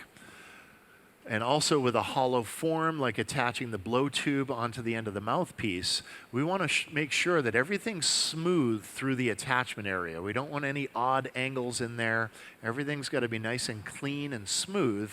If there are odd angles, as he tries to torque on that handle, the whole thing could snap and we could lose the whole piece. So making sure everything's attached cleanly and in a structurally sound way is absolutely crucial here. When you get to this level, you don't try to cheat the glass. You take your time, you make sure everything's attached just right. You know, a lot of us, when we're early in our careers, we're excited, we're working on something that is sort of taking us to another level. We might try to cut some shortcuts and things, and it will bite you in the end if you take too many shortcuts. Not worth it. Take your time, make sure your attachments are really worked together properly, make sure your hollow attachments are really worked together properly. Don't risk your work. Take the extra few minutes.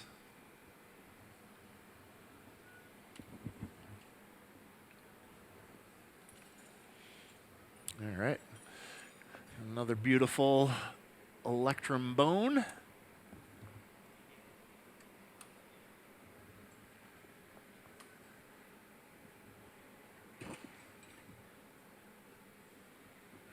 And now Darby's opened up the other end of that tube now, getting that shape just right. He's going to want to size up the end of that tube so it's the right diameter for the spot where he's going to attach this onto the can.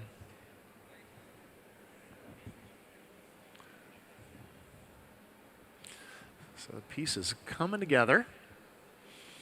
And again, they've got a long ways to go yet. I imagine we're going to be here pretty well into the evening tonight.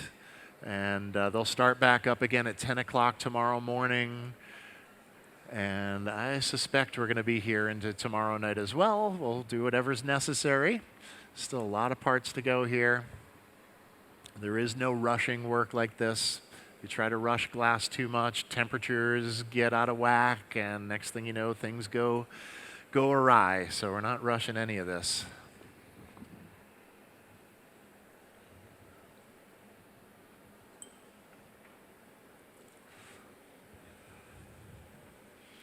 All right.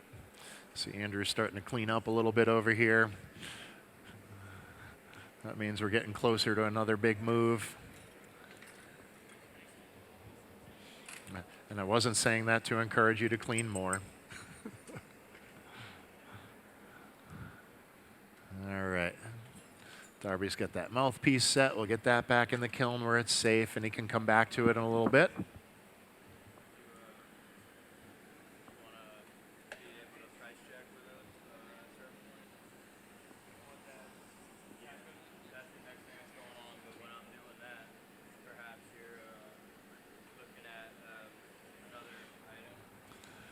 So planning out the next couple of moves here.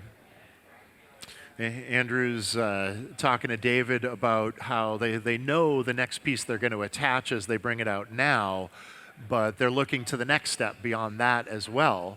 So the piece that David's working on there might be the next thing that gets attached in the following big move.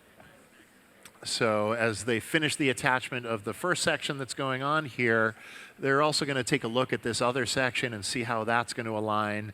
So that'll save them an extra move. Every time they bring the piece out of the oven, it's got to go back in for another 10 to 15 minutes before the next move can happen.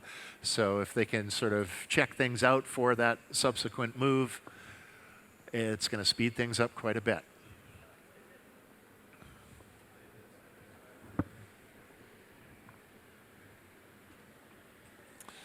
All right, get all our torches set up here. Gloves on. Everybody ready?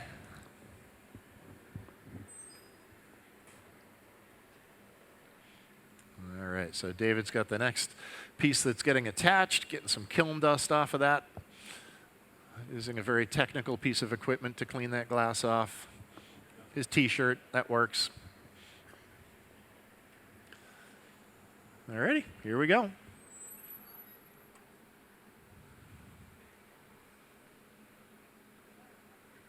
All right, so get our composition laid out on the graphite, and here we go. Let's get this next piece added in here.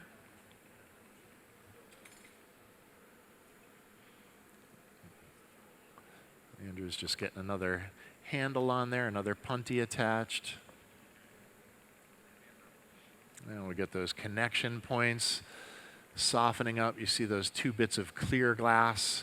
Those are specifically on there just to make the attachment, so we don't have to overheat the shape itself. That's not going to move. Doing the price check. Checking out exactly where this is going to get landed on there. Making sure Darby agrees. All right. Now we'll get those connection points really cooking.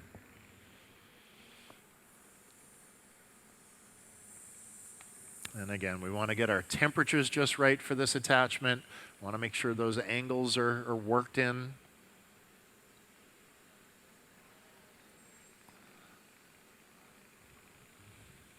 Okay, here we go. Get this stuck down here. Just going to try to get both of those nubs of clear glass attached, and just about the same move here.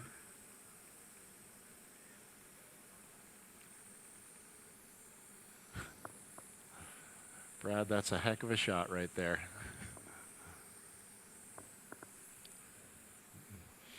You know the camera works good when you just look at the monitors rather than the glass that's right in front of you.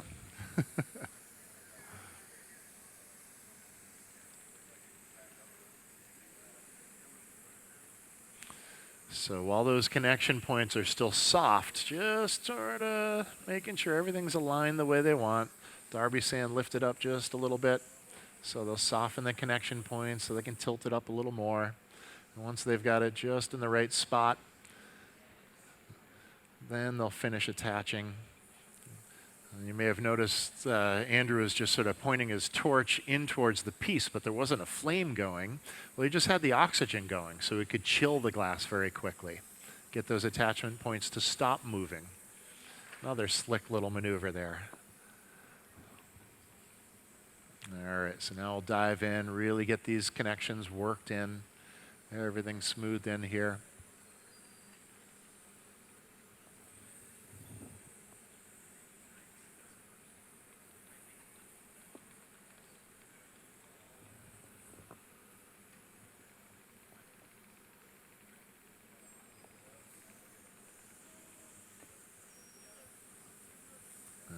So we'll tilt it up so we can get a different angle to get the torch in there. Working from different angles not only allows Andrew different angles to get the flame into that connection point, it also allows him to use gravity to let the glass flow down where it needs to flow to. So we often move the glass around, so gravity works in our favor to get that glass moving where we need it. And yeah, we've been out of the oven for a few minutes now, so Darby's got the Bunsen burner just sort of washing over the piece, finding an angle to wash the piece and not wash Andrew with the Bunsen burner. And also not wash himself with the Bunsen burner.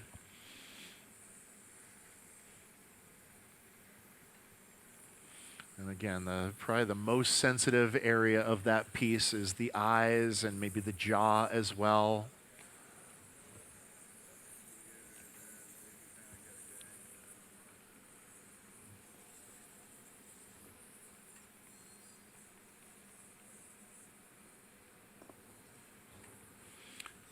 Getting this all sealed up here.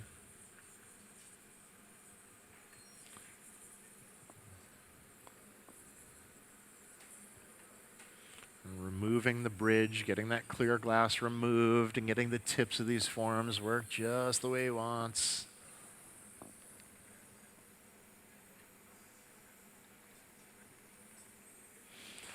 Lots of attention to detail.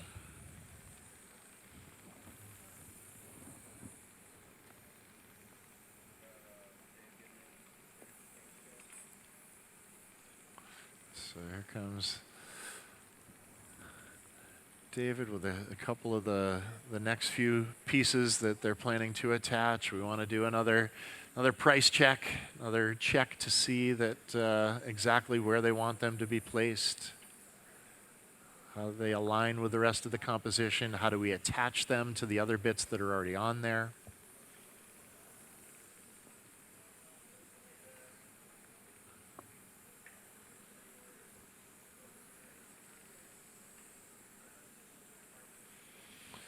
So some other factors that they've been thinking about through the overall process here. They're building this incredible sculpture, and they want to mount it to the wall. So as they're building in all these bits here, they've got to make sure they save some space where the hanging hardware is going to fit in there too. So all sorts of considerations.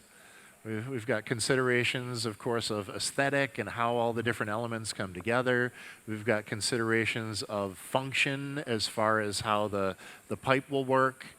And we've also got considerations of function as far as how this piece gets hung.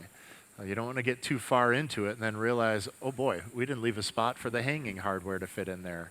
Or we didn't leave a spot to get a drill in to be able to drill the piece into the wall. So a lot of concerns. And these guys wanted to go well beyond the sort of pipe making that is the centerpiece of a lot of their work. They wanted to really push their own boundaries and go for something that would be a beautiful wall piece.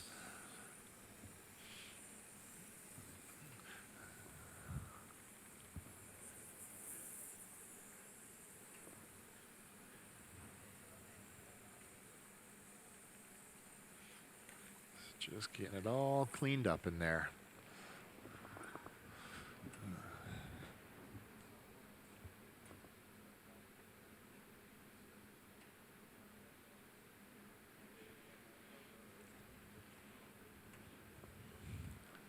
So just sort of eyeing things out, a little discussion as to how a couple things might move. And Darby trying to figure out how to glove this thing. Not always easy to find a good spot. There we go. We'll get it back into the annealer where it's nice and safe. Another successful move there. Outstanding. So the timing also spot on. We are just about to 4 o'clock where we're going to sign off. So before we do that, how about a nice round of applause. Darby Holm, Andrew Morris, David Colton, incredible work. A big shout out to our sponsor, ABR Imagery. Thank you guys so much for the support. Thank you all for tuning in on the internet. Thank you all for coming into our in-house audience. And hopefully we'll see some folks in-house tomorrow. Keep an eye out on the YouTube channel for the recording of the live stream. In about a week and a half to 2 weeks, you'll see images and video of the finished piece. And thank you all for tuning in. Goodbye from the amphitheater.